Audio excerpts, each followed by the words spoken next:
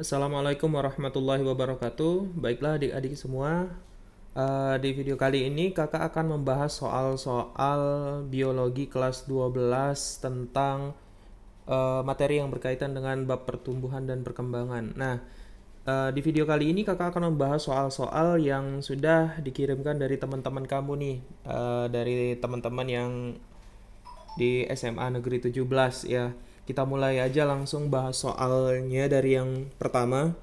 Dalam suatu percobaan, kecambah tanaman yang ditempatkan di ruang yang gelap mempunyai ukuran lebih panjang daripada kecambah yang disimpan pada tempat yang terang. Kesimpulannya adalah A. Cahaya matahari mempercepat pertumbuhan. B. Udara yang lembab merangsang pertumbuhan.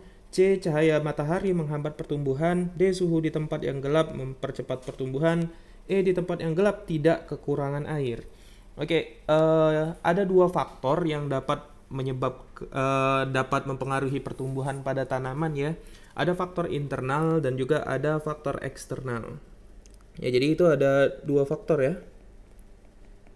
Faktornya itu ada dua, ada faktor internal, kemudian ada faktor eksternal. Nah, yang mana kalau faktor internal itu adalah faktor yang berasal dari tumbuh-tumbuhan itu sendiri. Nah, faktor internal ini nanti terbagi lagi jadi dua ya, yaitu ada gen dan juga ada hormon.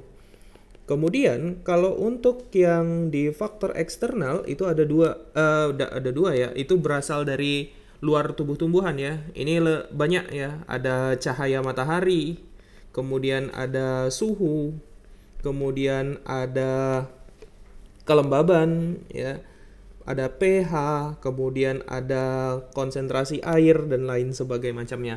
Pokoknya semua yang ada di lingkungan yang dapat mempengaruhi pertumbuhan tanaman itu disebut dengan faktor eksternal. Sedangkan kalau yang faktor internal itu yang berasal dari tumbuhannya sendiri ya, dari dalam dirinya sendiri. Nah, hormon sendiri yang berperan untuk proses pertumbuhan tanaman adalah hormon auksin ya, yang paling dominannya yang dapat menyebabkan pertumbuhan primer ya. Kenapa? Karena auksin itu ada di ujung akar dan batang. Nah, hormon auksin ini dapat dipengaruhi oleh faktor eksternal berupa cahaya matahari. Kenapa begitu, Kak? Karena si auksin ini optimalnya dapat bekerja pada kondisi yang gelap. Optimal pada kondisi gelap.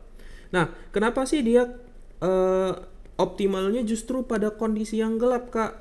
Karena pada saat di kondisi yang terang, auksin ini dapat terurai ya jika dia terkena cahaya matahari. Maka dari itulah kalau dia tumbuhannya diletakkan di tempat yang terdadah atau terpapar cahaya matahari, maka tanamannya bakalan lebih lambat tumbuhnya.